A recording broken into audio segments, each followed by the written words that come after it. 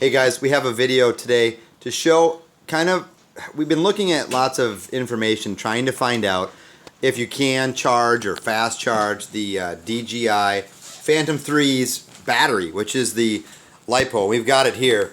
And the question we had was, well, we know what it is, and sorry about the shaky video. It's a 4480, 15.2 LiPo. But the question is you have to use their chargers, which are, well, like this, which are what is this one? 5.7 amps or something? It's the cheaper one. So the stock charger with the DJI Phantom 3, how many, is it too small? It's really small, right? It's 3.3 amps. So which means it's going to charge in about 90 minutes, which is total BS. It takes an hour and a half to charge. So what we've done is a little bit of modifications, and again, sorry about the shakiness of the video. So we have a couple things. We have our RC car chargers, which charge 400 watts, 20 amps per side, really fast, super fast charger. And underneath these, if you guys have used any RC cars or have charged LiPo batteries, there's a power supply underneath the box here. So what we're going to do, and how we modified it to make it work very simply, was the DIN connector, where is that? So show it on the table here. So this is a DIN connector, and what we did was we took a Traxxas connector, and it's having a hard time focusing. It's a DIN to Traxxas adapter. Oh, right? That's an adapter we just bought, and right? you could do this with any type of a Traxxas plug. The problem is the Traxxas plug, there's a very small gap between these 2 points.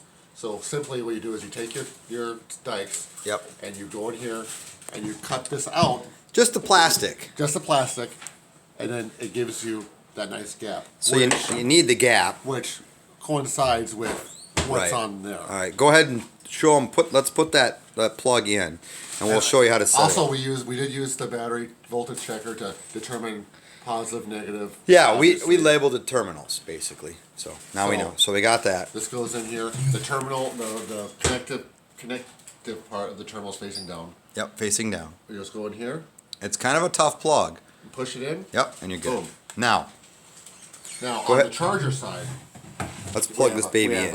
The other type of the other end of the DIN. Yeah. You connect it up. Right. Somehow, yeah. Correctly. Yeah, that's right. Okay. Now go ahead and plug in our charger. Plug in the charger, and it's gonna be very loud. So yeah, we'll try and talk over it. Just because the thing has and yes, we do have LEDs built in. So now, how to set this up? So there's a couple things. First, you got to turn the battery on. So tap it again. Now the battery's on. You'll notice that we just flew it for a little bit, so the battery's not totally dead. We're just gonna it's just partially. So we're just gonna bump it. Okay. So as we go over here, let me focus it here real quick. We're gonna change the mode here to. Well, we have it on LiPo 10 amp, and we're gonna do on LiPo fast charge. Okay? Yep. 10 amps, 14.8 volts. Okay. We could probably go higher than 10 amps. We haven't tried that yet. We haven't tried it. A little bit scared to. Go ahead. But honestly, I think you'll be happy with what this does. So we're gonna start. Hold it. Battery check. So it runs through its battery check. And start. And it rolls. Now, what's interesting is the first one we just did it on the basic charge, not the fast charge on the charger.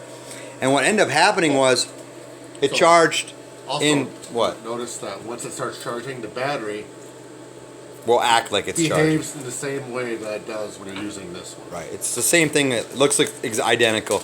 Now, the first time we did this, we did it on 10 amps. And we did it, and it took 27 minutes, under 27 minutes for a full charge, which the flight time is what, 23 minutes?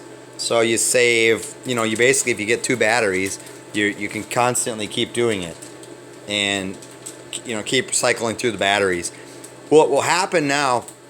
Like I said, we don't know if you can charge it any faster, and as it gets full, the amperage actually drops down on the charger, which is fine, normal. But I know a lot of people will say, well, you can't charge it at that high of an amperage because you're going to kill you're gonna wreck the lipos. Well, I'll tell you what. After doing this for a few years with RC car batteries and lipos, I mean, we're charging them at we're charging 5,200 milliamp hour Yeah. cell batteries at 20 amps all day long, and they've never lost one. what Aaron just said. If you couldn't hear him, he's farther away. But essentially, we've been charging batteries like this for a few years, and it hasn't caused any issues with It's them. pretty common practice at any RC racing track. Ask an RC car guy, and yeah, they'll tell you that we charge them at 20 amps. Some people charge them at 40 amps, and we're not doing that. We're not saying that you should do that, but to really help yourself, this is a good way to do it. So now, also remember when you're setting up the charger, you don't need to have it in balance mode. Our charger has the option to balance or not balance. You have a balance charge or just a straight LiPo charge. The reason being is it's a smart battery. This module right here actually has a balance board or a circuitry in there that actually takes care of the balancing for you. yeah, so the battery will balance itself. All you need to do is supply it 12 volts and make sure that it's also turned on. When it's done charging, the charger knows it's done. Yeah, the charger will shut off and say full. And the battery will turn off when it's done as well. We've charged it a couple times so far. Nothing's blown up yet, and if it does, we'll let you know. But Anyway, I think that's good for now, guys. Good luck and happy charging.